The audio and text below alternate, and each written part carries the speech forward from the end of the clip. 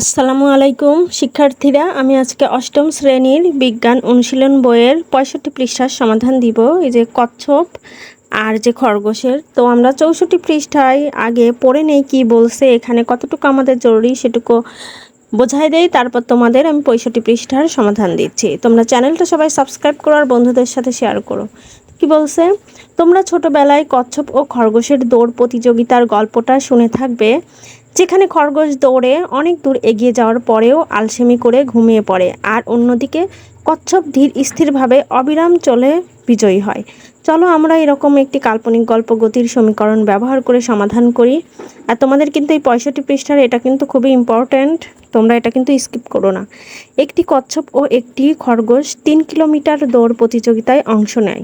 খরগোশ 0.07 metre per second versus 1 আদিবেগে এবং 0.002 metre per second versus 2 ত্বরণে দৌড় শুরু করে। এটুকু কিন্তু আমি মার্ক করে দেওয়ার কারণ আছে, তোমাদের পরে বলছি। দৌড় শুরু করে। অন্যদিকে কচ্ছপ 0.25 মিটার পার সেকেন্ড ভার্সেস 1 গড়বেগ নিয়ে দৌড় শুরু করে। প্রতিযোগিতা শুরুর পর খরগোশ 1 ঘন্টা দৌড়ায়, তারপর অলস খরগোশ 4 ঘন্টা ঘুমায়। এই ভেবে যে কচ্ছপ অনেক পিছিয়ে আছে, তাকে দেখা গেলে সে এক দৌড়ে ফিনিশ লাইন অতিক্রম করবে।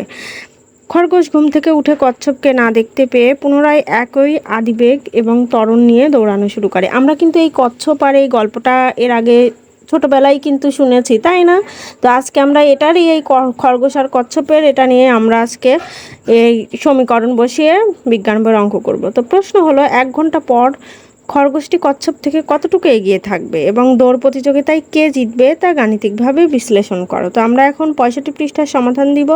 65 পৃষ্ঠায় দেখো, এখানে দুইটা সারি করে দিয়েছি, এক পাশে খরগোশ এক পাশে কচ্ছপ। তো এখানে খরগোশের এখানে আদিবেগ আমরা ওপাশে কি পেয়েছিলাম, 0.07 মিটার পার সেকেন্ড ভার্সেস 1, ত্বরণ এ সমান মানে equal 0.0002 metre per second versus 2। তো এখানে কিন্তু 3টা জিরো হয়ে গেছে, তোমরা খেয়াল করো, প্রশ্নে 2টা আছে, 2টাই দিবে। আর সময়টি মানে টি দিয়ে প্রকাশ করা হয়েছে 1 আওয়ার্স, 8 আওয়ার্স ইকুয়াল কত, 36,000। তো এখানে আমরা এখন অতিক্রান্ত দ্রুত এস ইকুয়াল কত, তো আমরা কচ্ছপেরটা ওখানে কিন্তু উল্লেখ করা, আচ্ছা আমি কচ্ছপেরটা পরে শোনাচ্ছি, তোমাদের আগে এটা শেষ করি। খরগোশ তো অতিক্রান্ত দ্রুত, আমরা দ্রুতর এটা সমীকরণটা কি পেয়েছিলাম আগের ক্লাসে, S equal UT plus half AT square. তো আমরা এখন এখানে মান বসাই দিলাম, ইউ এর মান এভাবে বসাই দিছি ইউ, তারপর হলো টির মান, ইউটির মান বসাই দিছি 0.07 ইন্টু 36,000, আর প্লাস ছিল হাফের মান 0.5 দিয়েছি আমরা, আর ইন্টু এর মান 0.002 হবে, এখানে 3টা শূন্য দেওয়া হয়েছে, এটা তোমরা খেয়াল করো, এটা মিস্টেক। তারপর টি স্কোয়ার, এখানে 36,000 স্কোয়ার দেওয়া হয়েছে। তারপর এখানে আমরা সমান সমান যোগগুলা আগে করে নিলাম, 252 মানে 252 আর কি, প্লাস 1296 ইকুয়াল 1548 মিটার।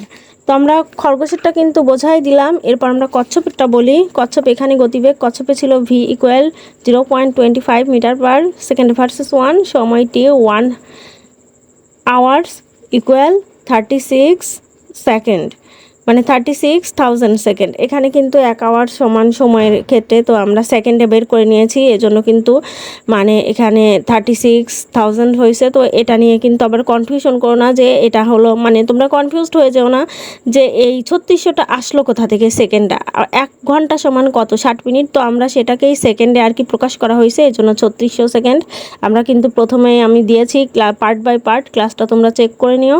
অতিক্রান্ত দ্রুত এখানে এস ইকুয়াল মানে কত সেটা আমরা বের করব। তাহলে আমরা জানি সমবেগে অতিক্রান্ত দ্রুত এস ইকুয়াল ভিটি, এরপর ইকুয়াল 0.25 ইন্টু 36,000 ইকুয়াল এটা গুণন করে হয় 900 মিটার।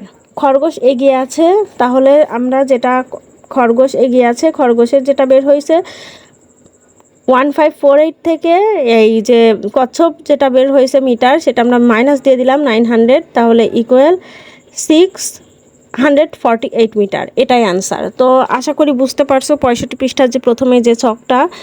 তো চ্যানেলটা সবাই তোমরা সাবস্ক্রাইব করো আর বন্ধুদের সাথে শেয়ার করো, লাইক কমেন্ট করতে একদমই ভুলো না। আর আমি এখন নিচে যে ছকটা আছে সেটাই 65 পৃষ্ঠার নিচে যে ছক সেটা দিব। তো আমরা আগে এটুকু পড়ে নেই। খেয়াল করে দেখো, আগের দুই সমীকরণে টি রাশিটি অর্থাৎ সময় আছে। যদি সময় পরিমাপ করা সম্ভব না হয় সেক্ষেত্রে টি বিহীন গতির সমীকরণ কি হবে তা অনুসন্ধানী পাঠ বইয়ের গতির তৃতীয় সমীকরণে দেখে নাও।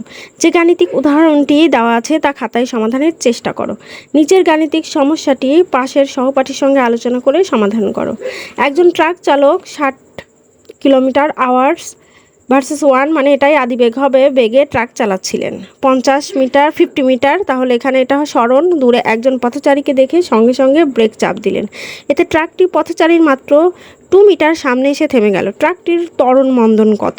তো আমরা এখন এটারই সমাধান দিব। তোমরা চ্যানেলটা সবাই সাবস্ক্রাইব করো। আর আরেকটা কথা, যে 65 পৃষ্ঠার আগের ছকে যে আসলে এটা ইংলিশে পড়তে যে একটু সমস্যা হয়ে গেছে, মানে উচ্চারণগত, তো এটা তোমরা স্কিপ করে যাও।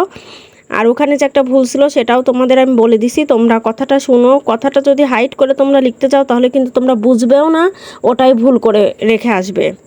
তো আমি এখন তোমাদের 65 পৃষ্ঠার নিচের যে ছক সেটাই দিব। চ্যানেলটা সবাই সাবস্ক্রাইব করো আর বন্ধুদের সাথে শেয়ার করো। তাহলে এখন আমরা আগে ডান সাইডে লিখে নেই। এখানে আদিবেগ ইউ দিয়ে প্রকাশ করা হয়েছে equal 60 metre per second versus 1 স্মরণ এস দ্বারা প্রকাশ করা হয়েছে।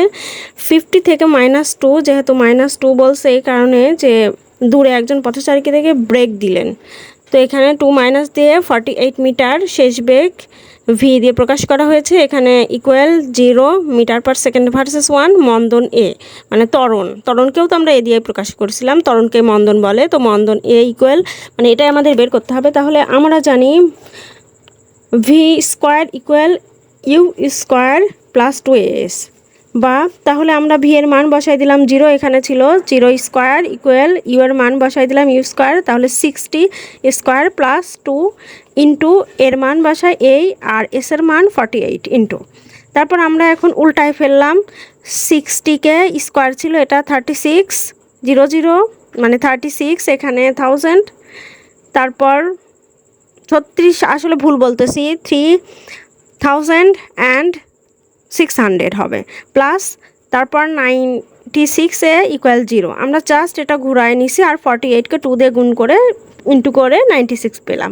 তারপর আমরা আবার সরাই নিলাম, তাহলে 96 একে আমরা সামনে কমন নিলাম, আর ওখানে মানে সমানের ওই পারের জন্য 36 ওখানে প্লাস ছিল, এই পাশে এসে মাইনাস হয়ে গেল, -3600।